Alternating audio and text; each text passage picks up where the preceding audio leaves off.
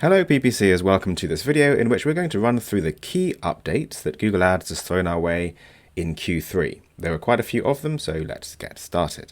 Google is starting to offer us the chance to upgrade, as it likes to call all of these changes, our DSA and display campaigns to PMax. This is entirely optional for now, and in fact only certain DSA campaigns will be eligible for the upgrade. So for example, they can't be on manual bidding or have too many ad groups or be involved in a campaign experiment, but it's highly likely that DSA in particular will be sunsetted at some point in the foreseeable future. That would be no surprise, but for now, treat this option to roll up your DSAs into PMax with some caution. The search element of PMax operates in a fairly similar way to DSAs, but does lack some of the sort of finer tuning options like ad group level ROAS and CPA targets and proper audience targeting. The removal of the option to use enhanced CPC with standard shopping campaigns. Not huge news, but not nothing either. Standard shopping is a small feature for most of us these days, and so is enhanced CPC, because there's a strong argument that if you want manual bidding, then you really want to set your bids yourself without those bids being undermined by the algorithm doing what it thinks is best. And on the other hand, if you want algorithmic help, then it's better to get it from a smart bidding strategy without tying its hands. But it's a fairly common practice to have a PMax campaign or campaigns in conjunction with a standard shopping campaign that we run on a low manual bid. That standard shopping campaign will be lower priority, of course, and most of the impressions will be served by PMax, but it serves as a kind of backstop to mop up the remaining impressions and clicks at good value. And when we do that, we'll often use enhanced CPC just to hone that low bid a little bit. And this change, the removal of enhanced CPC for standard shopping, doesn't kill that practice. It just means that when we do it, it will be on true manual bids, which is not the end of the world. Manual bids themselves, as well as standard shopping, are another two features that could be on the chopping block in the long term, given the general direction of travel, but it's hard to predict how imminently, and probably not in the immediate future. Next, something else that Google seems to be removing is the option to run Performance Max campaigns in feed-only mode. This has been well attested as a way to run Performance Max just more efficiently, and whenever I've tested it, certainly it's always produced at least slightly better ROAS without the lower quality inventory that often comes with the GDN and YouTube. So the first evidence for this came from this article, and as spotted by the eagle-eyed Mike Ryan, this otherwise innocuous-looking article by Google contains a tucked-away sentence that might prove quite significant. To help you convert shoppers browsing on YouTube, Performance Max will start using images from your product feed to unlock additional inventory and formats. So it was speculated that this could in fact be a low-key announcement from Google that Performance Max is going to start extracting images from the feed and produce ads out of those to run across the content network and YouTube. In fact, I think that's pretty clear-cut, and people have been reporting this seeming to take effect as of late September. This again is no surprise. I've always said that the feed-only method for PMax is essentially a loophole that Google's likely to close. They never actively offered it as an option or encouraged it, and it doesn't really suit their general guidance and priorities. On the plus side, where we run PMax with a feed and with assets, the feed element tends to really dominate and take up most of the spend and activity. There are two good ways to check whether that's the case and to what extent that's the case for your campaigns. One is through the excellent work of Mike Rhodes, who keeps improving his Performance Max scripts. The other is simply to check the totals of spend and impressions and so on from your listing groups, and check that against the total from your Performance Max campaign as a whole.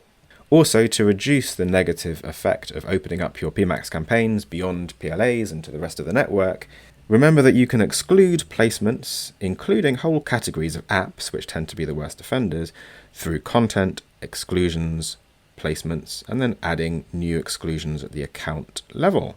Next, Google is apparently running a pilot scheme for paid support for small advertisers.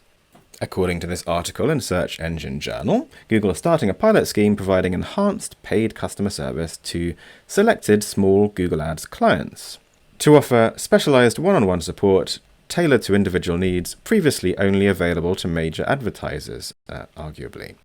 And the reason for this move is to address complaints about current support options. And it's nice to hear that Google has at least noted those complaints, because the level and nature of Google Ads support offered at the moment is awful. And this, I think, is an interesting response to those complaints. As you can imagine, Google took a bit of flack for the idea of charging people for decent support, but in a way I think it's reassuring. Google could just promise to improve the level of support as they have done in the past, but I'm not sure those promises would be very believable given the recent layoffs that Google has had to make and given what we know about their priorities.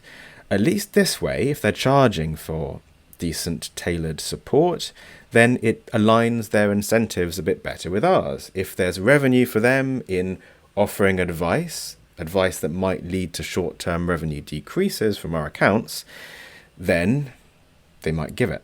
Now, this was first previewed back in May, but in August we've got more information and timings about the new campaign type, Demand Gen, which is taking over from Discovery.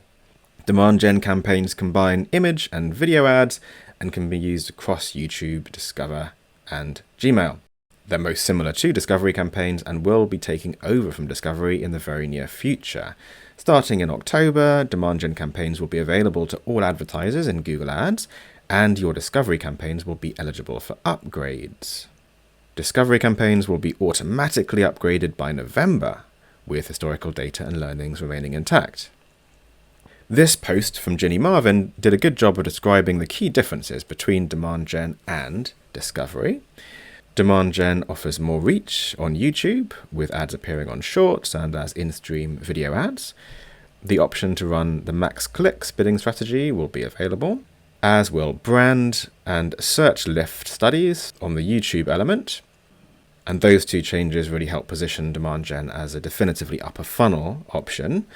Lookalike segments, which look very Facebook-ish and allow you to specify a certain percentile of similarity to your seed audience, which can be based on first-party data, ad previews, and A/B experiments. So these do look like beefed-up Discovery campaigns, and also very much like the closest equivalent to Facebook ads that Google has come out with yet. They're very much billed as upper funnel campaigns, and for larger accounts at least, the brand lift and search lift measurement you can carry out through them might help to make that upper funnel activity more viable and more measurable. So one to watch. Then we had two announcements on the 20th of September. Automatically generated assets. At time of recording, this is a setting for English language and in beta so far, recently announced to be rolling out to other countries soon. And when allowed, it will generate headlines and description assets for your RSAs using your content from your landing page, domain, and ads. These could be useful. We'll have to see how they perform in practice. Back in the days of ETAs, we had automatically created ads, which tended to be pretty low quality, not always, but they did more harm than good on balance, and it ended up being one of those settings that was just generally best to turn off. And while we shouldn't prejudge this before testing it, I would say that Google's track record on how it positions and guides RSA best practice is not great. Ad strength has been shown in multiple studies not to correlate well with performance. So if Google's going to use the same sort of criteria for how it automatically generates assets, then I would be wary of the results. The other announcement lumped in with this one was that the conversational experience for creating ad text will be moving into beta soon. This seems like a good move. Automatically suggested changes and additions of various types often have problems and drawbacks that are clear to us as humans, but obviously not clear to whatever system recommended them. But if we could interact with an AI that's in the same league as ChatGPT and tell it what's wrong with those suggestions and how to improve them, then that should work fine. Next, in Google Ads Editor version 2.4, we gained the ability to schedule the posting of changes. So you can make whatever changes you want in the editor offline and schedule the actual posting of those changes to your accounts to the time and date of your choosing. Could be a timely one for those of us with a lot of promo activity around holiday season. I think this will also be very useful for dealing with URLs that are not yet live. A lot of us will have been in that situation where you post an ad on pause, directing to a URL and expecting to enable the ad once that URL has been put live. But of course, those ads will get disapproved, even though they're paused, if the URL isn't live yet. With this scheduling of changes, you can make all of the updates in advance, even with the URL not yet live, without experiencing that issue. The last of the Google Ads updates for this vid, and the most recently announced, is the ability to set an expiry date on access to Google Ads accounts. Useful if you want to give short-term access for an audit, or for example, a one-to-one strategy session going through your account over Zoom, like the ones I offer. Two more things. This one is not an update from within Google Ads, but I would say it is a major update to our Google Ads toolkit, the ChatGPT data analysis plugin. It allows you to upload a file of any of the usual types, and with the usual kind of prompt, ask for advanced analysis on that dataset, which can be quite large. It can also, as part of the output, produce these kinds of visualizations. I've used this quite a few times now, and although it's not as slick as it might be, it stumbles along sometimes and needs a bit of extra guidance. For certain situations, it really is absolute gold. This is only available as a feature with a ChatGPT subscription, which at the time of recording I think is $20 a month. But if you don't have that already, then this ability could well make that well worthwhile.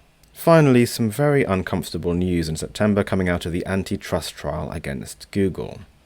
Speaking at the trial, Jerry Dishler, Vice President for Google's advertising products, said that the company frequently makes changes to the auctions it uses to sell ads, which can involve increasing the cost of ads or the minimum spending per ad, and that Google typically, in this case, doesn't tell advertisers.